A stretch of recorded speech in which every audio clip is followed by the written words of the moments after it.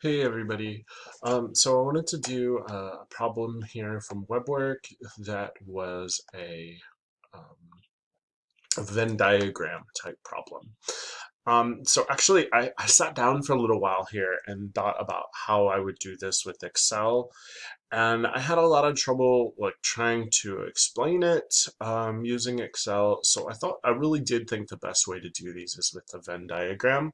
Actually, if you look at your discussion board post, I talk about that the one of the things that you're supposed to discover is that the easiest way to do some of these problems is with a Venn diagram. So I'm going to try to draw a Venn diagram.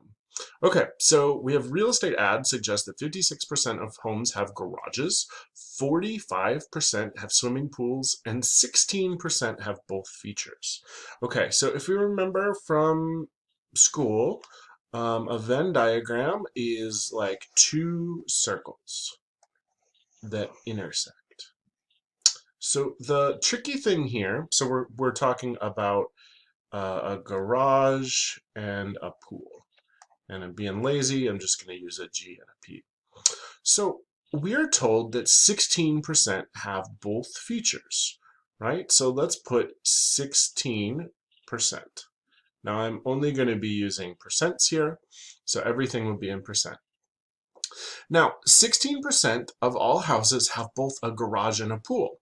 So when they come over here and they tell me that 45% have swimming pools, well, I've already put 16% down. So I don't have 45 to put over here. I have 45 minus 16. The whole circle has to be 45. So I'm only left with 29% of homes that have a pool and don't have a garage because 16% had both. Similarly, if 56% of homes had a garage and 16% had a garage and a pool, only 40%, because 40 plus 16 will give me 56. So what I've done here, what you have to be careful about with these problems is that the middle portion is sometimes gets double counted. And you have to be careful that you don't double count it. When you do the intersection, the and, those fall in both, but you don't want to get double counted.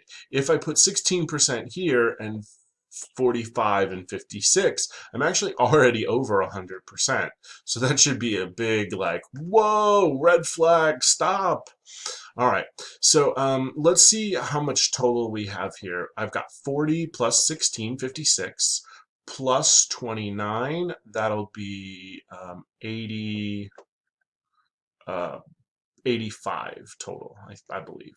So actually, I think that's the first question over here. What is the probability that a home for sale has a pool or a garage? So I don't care whether it's here or here or here.